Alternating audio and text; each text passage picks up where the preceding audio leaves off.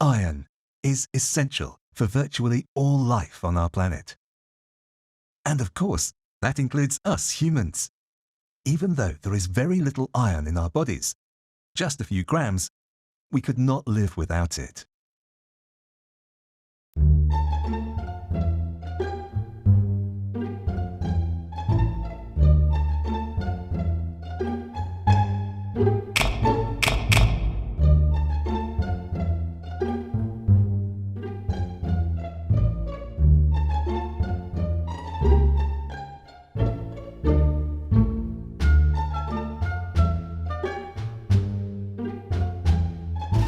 We humans acquire iron from the food we eat. As soon as this iron enters our body, lots of things start happening. A whole biochemical machinery is set in motion to make use of this iron, and it does so in an extraordinarily beautiful and effective way. Let's go on a journey and have fun learning about iron in the human body. Join us! In food, iron is basically found in three chemical forms: ferrous, which is a large atom, ferric, which is small, and heme iron, which is a type of iron accompanied by porphyrin, which is essential for us to breathe. Meat is the main source of heme iron. Seafood contains ferric, and vegetables contain ferric and ferrous.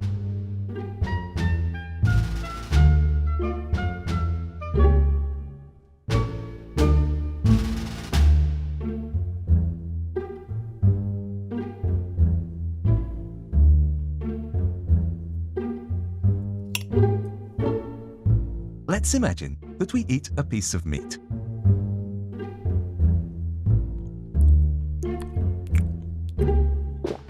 When it reaches the stomach, it starts to break down because the stomach's chemical environment is very aggressive, highly acidic, with lots of enzyme activity. There is no iron absorption in the stomach. Iron is mostly absorbed in the duodenum, a part of the small intestine found just after the stomach. This means that when the meat reaches the duodenum, the iron content is mainly heme iron.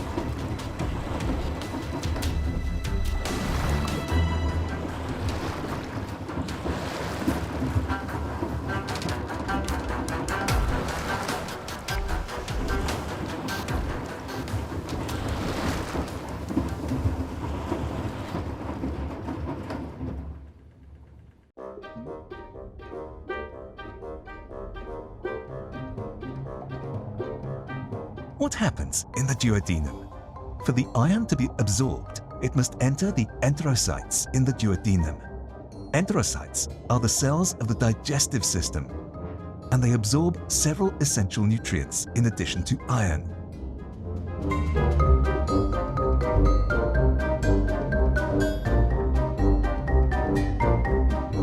Heme iron has its very own gateway in the enterocytes of the duodenum. This is known as a specific entry channel.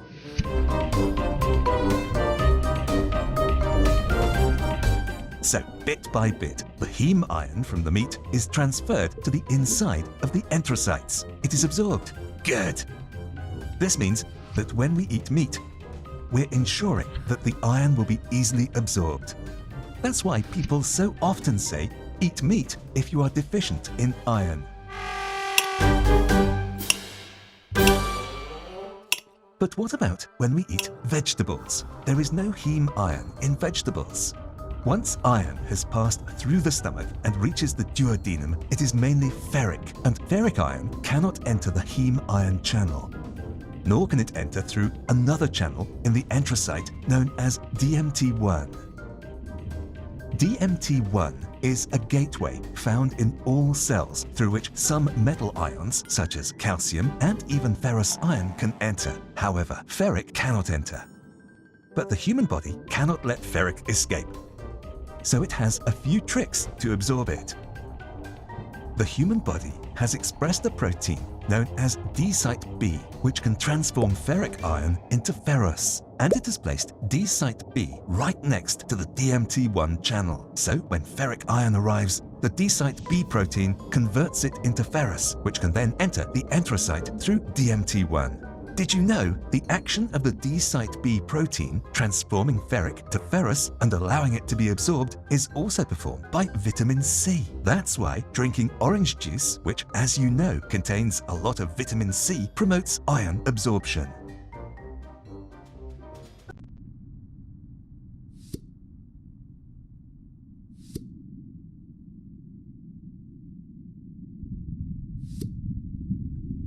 In the end, the iron found inside the enterocyte is always ferrous, regardless of what food we've eaten, because the heme iron has an enzyme within the enterocyte that separates ferrous and heme groups.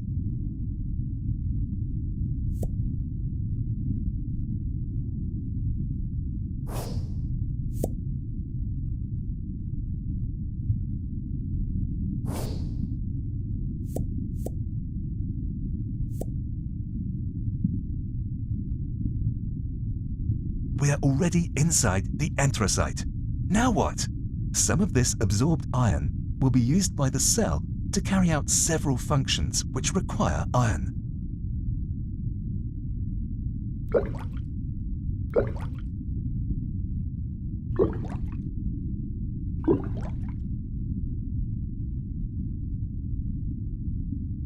But most of the absorbed iron has to go to the blood. Once it is in the blood, it can be transported to all the other cells in the body. How is this done? There is a tunnel for ferrous leading to the blood in the enterocyte. That tunnel is a protein known as ferroportin. Let's imagine ferrous iron enters the ferroportin channel and peeks into the blood. What does it see? Blood is like a river, a stream full of proteins, red blood cells, and many other components. Terrified ferrous then asks, "Is there anyone who can take me to every cell in the body? I heard we were needed." And then a protein arrives. It's like a taxi that transports iron, and it says, "I am transferrin, the only iron transporter in the blood." And ferrous says, "Great! Can you take all us ferrous to all the cells in the body?"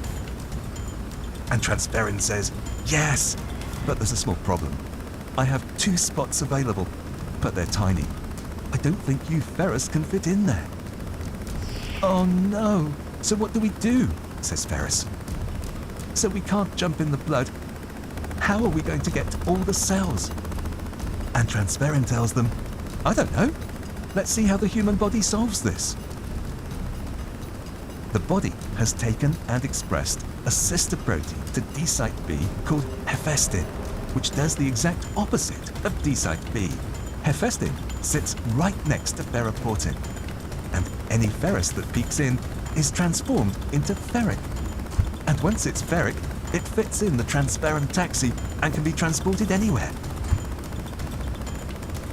So the ferrous passes through, and hephaestin transforms it into ferric, and it automatically jumps in the transferrin taxi.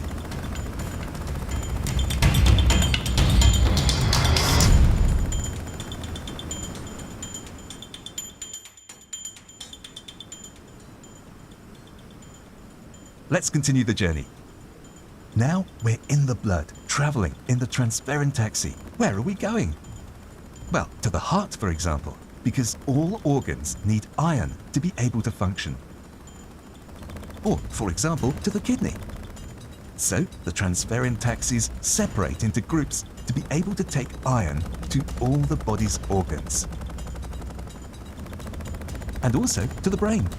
Yes, to the brain, where iron is also essential. In fact, it is one of the organs that contains the most iron, especially as we get older. But where iron is most needed, where almost all the iron in the human body goes, about 70%, is to the production of hemoglobin, the protein inside red blood cells. Hemoglobin and red blood cells are produced in the bone marrow. But before we get to the bone marrow, let's make a stop at another organ, the liver, for example.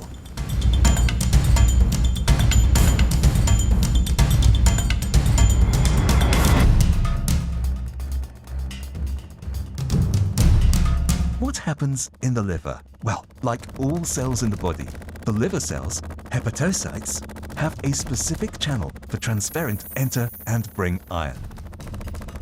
Do you remember? A specific channel is a gateway that allows something particular to enter, in this case, transferrin. So, the transferrin enters the hepatocytes, leaves the iron inside and comes out empty, so it can go and get more.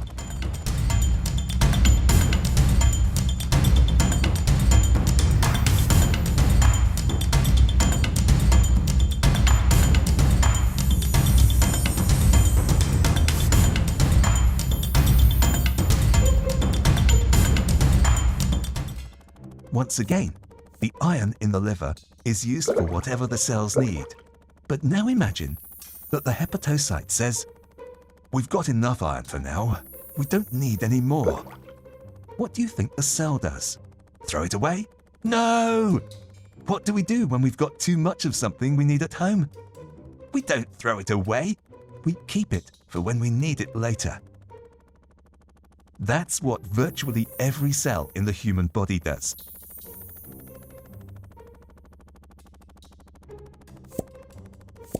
They store leftover iron. And they do this using a protein called ferritin, the great iron store.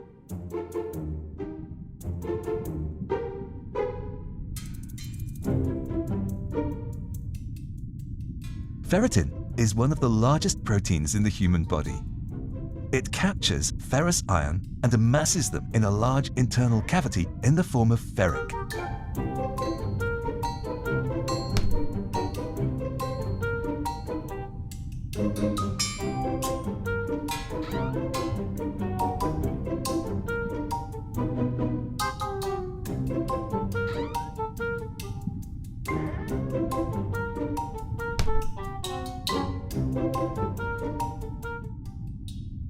And when the cell needs iron, it says, "Hey, ferritin, give me some iron." And then it takes it out as ferrous. Incredible, isn't it?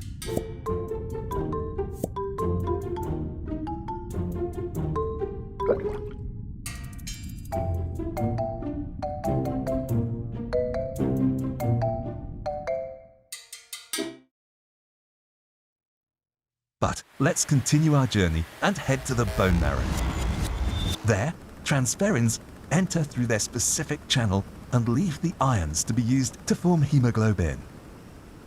Bone marrow is a biological tissue found in many bones in the body, especially the large ones, where red blood cells, white blood cells, and platelets are produced. Why is hemoglobin so important? Hemoglobin is the protein that transports oxygen. We need oxygen for our muscles to function. Oxygen is our fuel.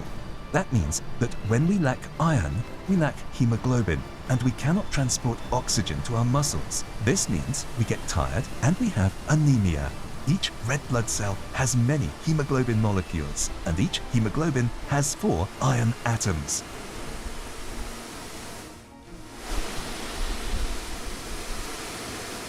The hemoglobin in the red blood cell, which has the shape of a beret, travels through the blood to the lung. And a lot of oxygen enters the lung when you breathe. And then the iron in the hemoglobin traps this oxygen.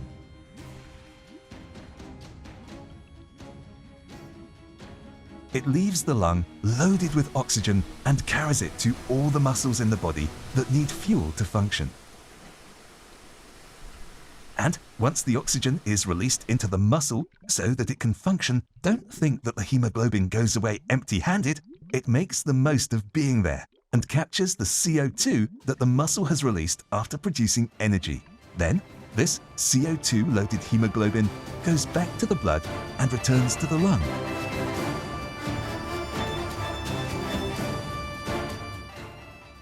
In the lung, it first releases CO2, which is expelled from our body into the atmosphere when we breathe out, and it goes back to pick up oxygen. And once again, it takes it back to the muscles, then releases it and picks up more CO2, then back to the lung, and so on and so on.